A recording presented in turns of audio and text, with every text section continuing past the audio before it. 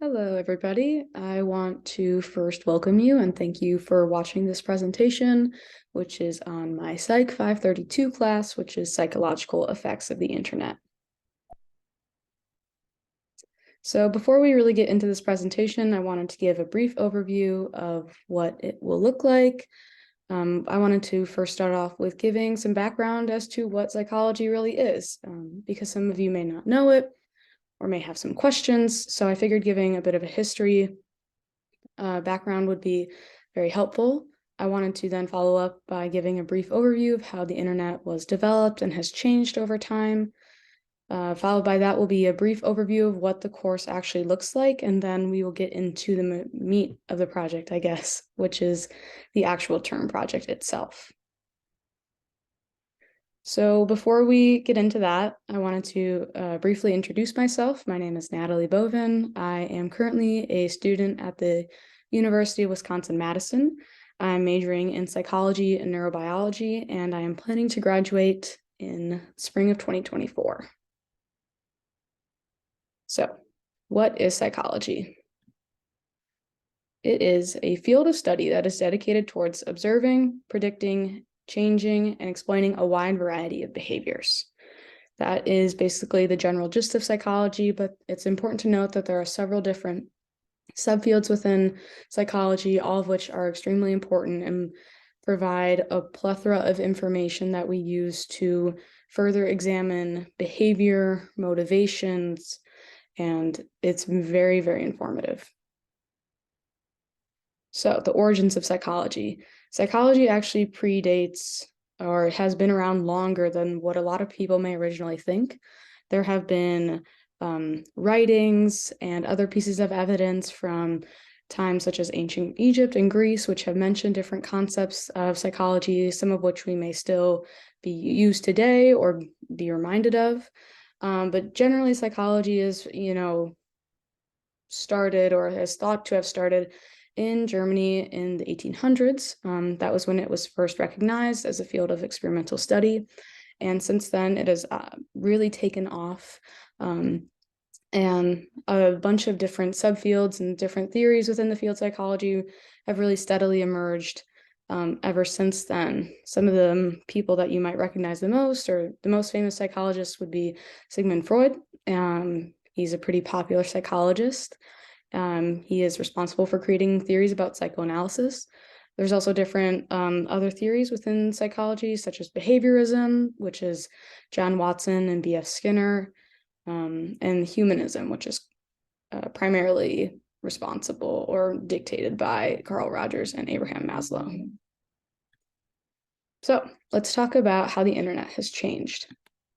So the origins of the internet, computers have been around for longer than the late 80s, as you may or may not be aware, but the internet didn't really get started until around the late 80s, early 90s. As you can see, I've assembled a brief timeline of some of the more major events within, the internet, the history of the internet, and also the World Wide Web. So some notable dates to look out for. You can see in 1993, the World Wide Web was made accessible for everybody, which is a very important very important marker within the history of the internet. Additionally, only just a few years later, you see major retailers pop up, or what we now consider to be very major internet-based retailers come up, such as Amazon, Craigslist, and Match.com. Additionally, there are other notable events such as Mark Zuckerberg launching Facebook in 2004, which we all know is a very, very popular social media app, and it really took the world by storm. So now we're going to get into a brief overview of what 532 actually looks like. So there are 14 units within this course. They each span about a week or so, and they are spread out through the course of the semester. Something that's really important to note that may not be like other college classes is that you actually get 3 weeks to complete an assignment. Each assignment is opened 2 weeks before its original due date, and there's a universal accommodation which allows for each student to have an automatic extension of up to 1 week. After that 1 week extension is over, however, you cannot submit it. This is generally not seen in many other college classes, so it is definitely a well-earned bonus. Some of the common assignments that you would find if you did end up taking this course would be creating discussion posts revolving around articles that you read or videos that you watch. Additionally, you'll be responding to peers because it's very important to remain connected with everybody, especially since this is an online class and you don't get to meet with them face to face. Another additional thing is working on group assignments. Definitely forces you to be a little bit more collaborative and work on those skills, which is also a very big added bonus. These projects meet, or these projects are completed approximately once a week. And they also incorporate reading articles and coming up with creative solutions to some of the problems that are suggested by the professor. Additionally, in this class, we do work on a term project, which is what this entire presentation is about. There are also course review projects or worksheets that we have to complete every week, and they're a great reminder of how much we've actually learned in every week.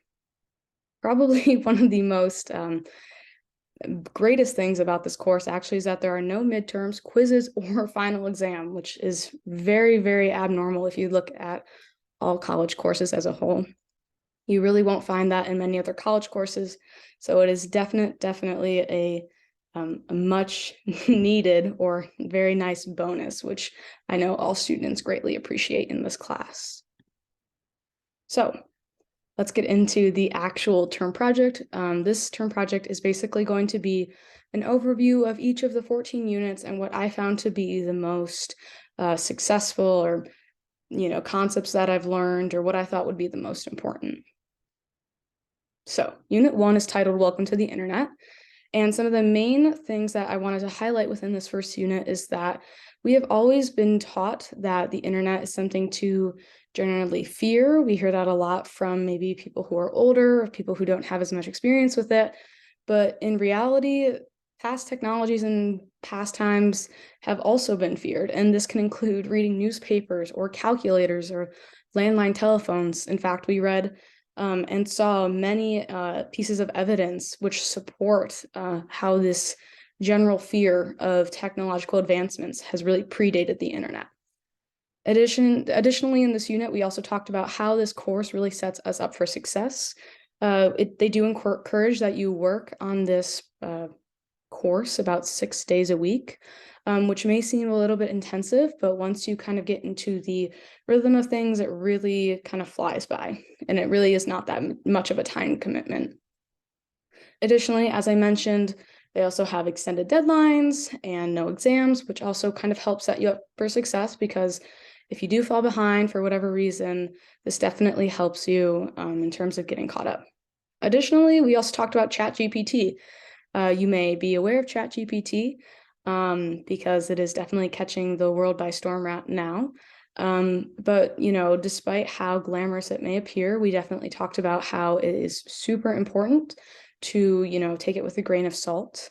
And it was also recommended or advised that we could, in fact, use ChatGPT for this course as a means to help us. For Unit 2, which is Learning via the Internet, we talked about the 5 principles of learning on which internet-based higher education capitalizes on. These include better mastery of material, a more optimized performance. We get to deepen our memory. We also promote critical thinking skills and enhance our writing skills. So this is definitely, could be compared to regular-based higher education where you're meeting in person.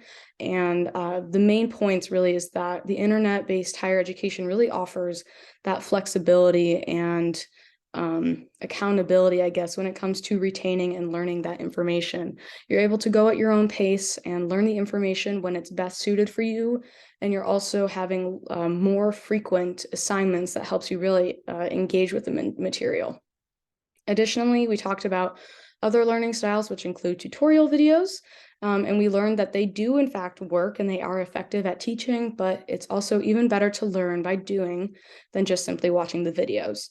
So it's really important to be able to actually be learning and performing the actions that you are trying to learn at the same time. That will deepen your memory and help you improve your mastery of that subject or topic. Another important thing is that we did set up our group chats for our first half of our unit, and you'll see in the following slides that I'll have indicated what specific assignment was the primary focus within our group chats for each unit.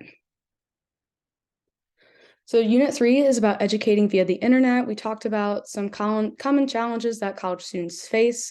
Some of the ones that really stood out were pricey textbooks. We also talked about how the university's educational model does not emphasize using technology, which is obviously very unfortunate with how technology continues to advance. It's definitely really important that universities learn to adapt and become more flexible to students' technological needs. That kind of plays into the next point, which talks about how the universities start at a very specific time in the morning, and this can be very hard for students who are at a disadvantage because they can't function that early in the morning. I personally don't function that well in the morning, and I've found that being able to work on this course whenever I want to has really allowed me to understand the material and actually interact with it more. We also looked at a U.S. Department of Education report, which talks about just how efficient or effective online learning is. We looked at a meta-analysis, which is basically a summary or looking at the statistics of several different studies and kind of compiling it together to look at the general conclusions that you generate. It's usually a more effective study. It has more decisive results, I guess, if you put it that way, meaning that, you know, if you're comparing several different studies and they all generally point to the same conclusion, you know that that conclusion may be generally more accepted. For our group chat this week, we talked about does online education work, which is kind of similar to that Department of Education report. And we talked about if it does work, why does it work? And I think we talked mostly about just how, you know, we are able to go at our own pace and we're able to be a lot more flexible than we would be if we were in that traditional learning style. And we also work together to create an online education system designed by us to improve upon the already great system that's in place for online education. Unit 4, which is communicating via the internet. We talked about a lot of different things. We talked about how communication is not becoming more brief or informal due to the internet, despite what some people may think. We also talked about what are some guidelines for emailing professors. I know it can be a bit daunting trying to email a professor, especially if you're a freshman in college. You don't really know the proper etiquette, and this assignment was actually very helpful in learning some of the more proper guidelines that, you know, general rules that should be followed when emailing a professor. Some of them include writing an informative subject heading, using a good amount of paragraph breaks, using correct grammar and spelling, and they're all very helpful when it comes to emailing a professor. Additionally, we talked about why are internet survey responses different than in person, and one of the main reasons is due to the fact that there's not somebody who's, you know, listening in on when you're giving these responses. It's completely anonymous. There's no pressure. You're not, you know, looking over your shoulder to see how somebody else will judge you for your responses. So we find that people tend to be a bit more honest and will give less socially desirable responses because they are doing online surveys. Additionally, it's just simply easier to remember all of your options versus having to listen to somebody list out all of the options. It can get confusing on like what they're actually asking, what all of your options are. So internet survey responses are definitely pose some advantages over in-person survey responses. And then for our group chat that week, we talked about how text messaging is related to the skill development for reading, writing, and other literacy-based critical thinking skills. We found that actually text messaging does positively correlate with the improvement in these skills, which is again maybe contradictory to what some people may actually believe. For Unit 5, broadcasting the internet, we talked about trying to create viral videos and if they are intentional or unintentional. The internet can be a very powerful tool, and knowing when to use it and how to use it is obviously very important. Some examples of like unintentional use of the internet to make something go viral include Charlie Bit My Finger. It's a pretty popular video. Basically, the mom was just looking to post this to share with family and friends, and it ended up going viral. The intentional example would be LeVar Burton's Reading Rainbow campaign, in which he promoted several videos and several posts on the internet, which brought awareness to this Reading Rainbow campaign, which is a really popular aid to help children read and helped raise a lot of money for them. We also talked about why media sites are turning off their comments. We talked about how they wanted to draw more attention to the actual articles themselves instead of drawing attention to people fighting in the comments. They wanted people to engage more with their content as a whole rather than just focusing on the comments, and to have people be less scared of what they would find in the comments. Additionally, we talked about a 5-day news diary, which we completed over obviously the course of 5 days. And we talked about what kind of news we saw and where we saw it, and basically like the main purpose of that news article that we read. For that group chat assignment, we talked about why do college students need to be more digitally literate, and what are some steps that college students can take to improve their digital literacy. Unit 6 is about socializing via the internet. We talked primarily about online dating, and you can see some quotes that I've included from the Smith's 2016 Pew Research Summary, which talked about how online dating is definitely on the rise, and attitudes regarding online dating have definitely changed, and also, may be different than what some people may actually think or believe to have thought. We also talked about 4 social psychological principles of interpersonal attraction, which I've listed below, which are all obviously very important when it comes to online dating, and they can actually be improved or heightened. They can be seen, I guess, more obviously when it comes to online dating, and online dating actually does pose certain advantages over in-person dating, which we also discussed during that unit. For that group chat assignment, we talked about what different methods can be used to stop cyberbullying on the internet. As we know, cyberbullying can be an issue that a lot of kids face, and it's really important to be able to come together as a group and figure out how we can effectively band together and what effective solutions we can create in order to curb these rates. Unit 7 was about emotion and the internet. We talked about what emotional contagions are, and basically that is when an individual or group tends to feel similar emotions as a result of what others are feeling. For example, if I'm seeing a lot of sad posts, people who are around me are sad, I may feel more likely to be sad myself. There are several articles that we read about this, which you can see, and the specific study that I referenced really focuses on the quality of posts that you see in regards to the emotions actually correlates to what your own emotions are. We also talked about online emotional support, and a study that I read was talking about mothers who had just recently given birth and how important it was to be a part of these online support groups, and how it really helped them deal with their postpartum depression. We also talked about why the internet loves cats. It's a very, very cute question, in my opinion. This was one of my favorite assignments because who doesn't love cats? We talked about simply, the internet may like them because there are more cats in American households. There's also the argument that they are just simply cuter. We also talked about, for our group chat, the difference between synthetic and natural happiness. It's important to note that there is a distinct difference between the two. And we also looked at a TED Talk talking about the power of positive psychology and how that correlates with increased productivity. For Unit 8, which is motivation on the internet, we talked about 7 sources of motivation, including stimulus response, social, biological, cognitive, affective, cognitive, and spiritual.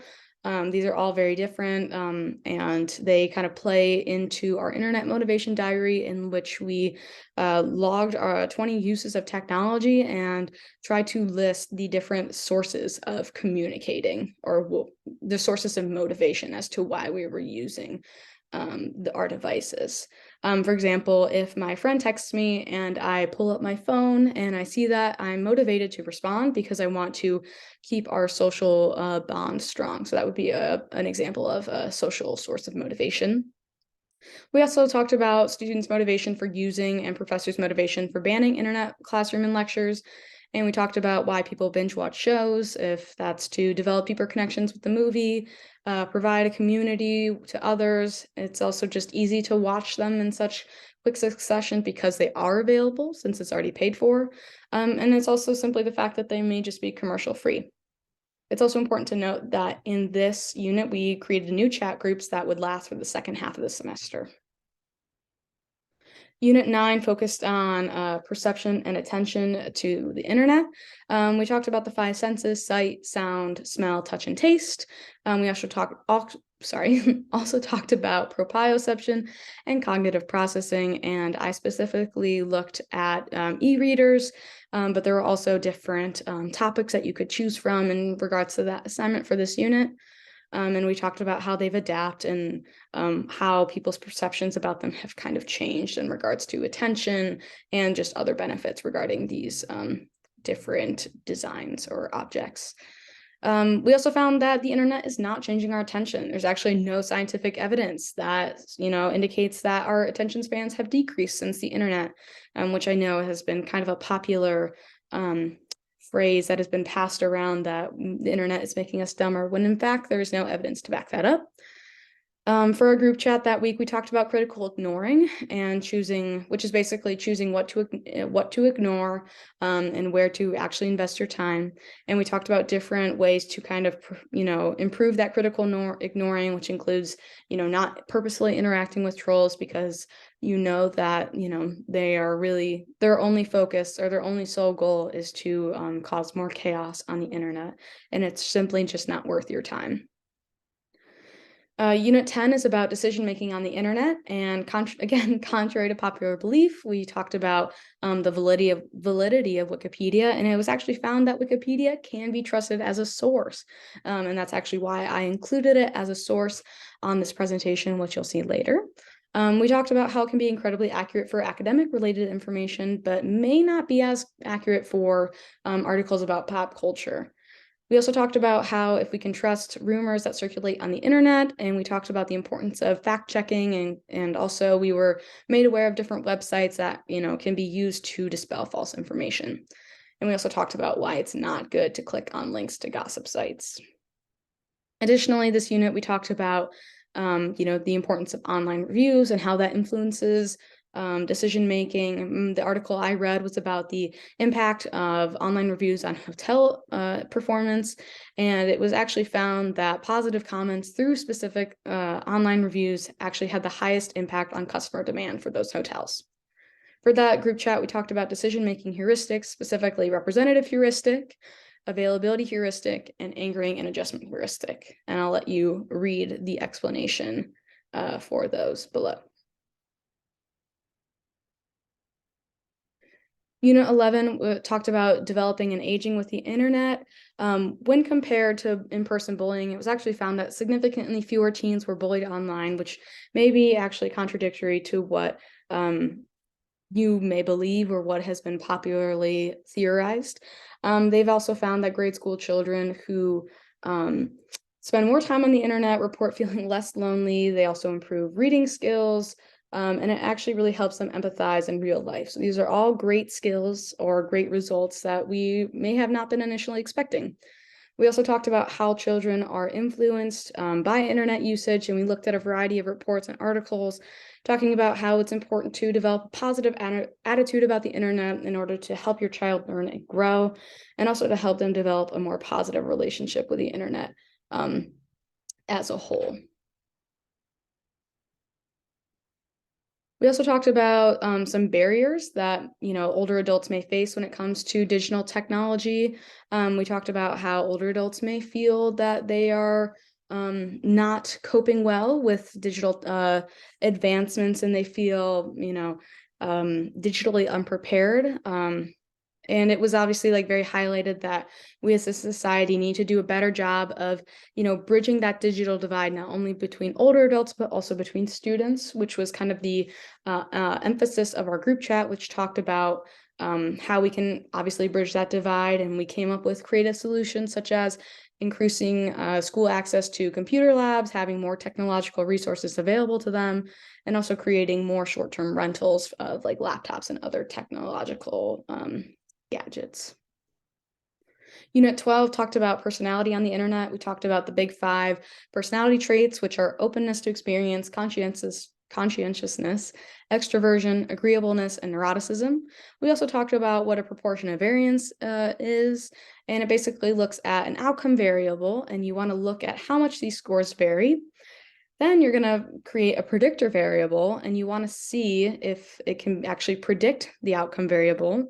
So you're going to compare the predicted and outcome scores and the actual scores and see how well they match. So if you have a rate of maybe 3%, it means or meaning a 3% match, it means that the variance between the scores of your outcome variable is not predicted or not explained by the predictor variable. And ultimately, it was found that personality traits are not a very good predictor of various outcome variables that are associated with internet use. We also talked about why we think we don't look like our selfies, and I've included a lot of different articles and blog posts about why people are theorizing, or what people are theorizing about why we don't look like our selfies. Some of them include we are so used to seeing the mirrored version of ourselves that, seeing these asymmetric features on our face, become more apparent once that photo is flipped. Additionally, like holding the camera so close or so far away may also impact this. And also, we automatically adjust things in our brain in regards to how we look, and that's obviously not the case when it comes to a camera. For our group chat, we talked about humble bragging, and we specifically talked about humble bragging in everyday life, on social media, the costs of it, different types of humble bragging, and the consequences. Unit 13 talked about clinical psychology on the internet. We talked about if an internet addiction actually exists, and it was found that it really doesn't, or there is data to support that it actually may not exist. Rather, it is now a medium for people's addictions to increase. Additionally, I read a study talking about web-based psychotherapy for post-traumatic stress disorder in patients, and we talked about the importance of a randomized control trial, which is basically ensuring that people are randomly assigned to different conditions and testing different treatments on them. It's basically it's a different kind of method that really helps certify the results. And so now we officially know that the effects that we are seeing in that study are due to the treatments that we are delivering in that study. It was found that internet-based therapy is actually successful in reducing PTSD symptoms for participants, which is great to hear. We also talked about cognitive behavioral therapy, which is a mental health therapy that students or other people use. Really anybody can use it, and it's with the goal of trying to reduce or recognize your inaccurate thinking so you can learn how to best respond to different negative situations and help you better prepare for them in the future. Additionally, we talked about how we can use how we can use CBT principles, which is cognitive behavioral therapy, as a way to help others cope with the stress of getting their term projects done, which I found to be very effective and a very heartwarming assignment. Unit 14, which is our last unit, talked about looking forward on the internet. They basically talked about if internet data can be used to answer research questions, which it can. We looked at several different studies, and it was found that social media sites can actually be indicative of psychological well-being, which is great. There are oftentimes studies that really don't take into account how psychological well-being can really influence the likelihood of someone developing a disease.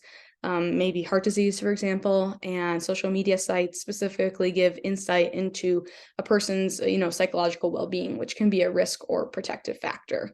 We also talked about, how people have predicted the future of technology in the past, including people like Nikola Tesla, Arthur Clarke, and even people or companies like AT&T, which have, all accurately predicted different advancements within our society in terms of technological advancements. Again, we also talked about some different predictions that we ourselves can make about the future of the internet. I personally said that I think that our relationship between health, our own personal health and technology will obviously continue to advance, and it may be more easier than ever in the future to access that, personal private health data with maybe simply the click of a button. And then finally, in this unit, we finished up our term project, which is obviously this presentation. So this is the end of my term project. I hope that you gained something from this or you learned something. Obviously, if not, that's okay too. I hope that this gave you a bit of an insight of what a psychology class looks like in college, and I hope that the information that I've provided you will help you prepare for the future. Thanks.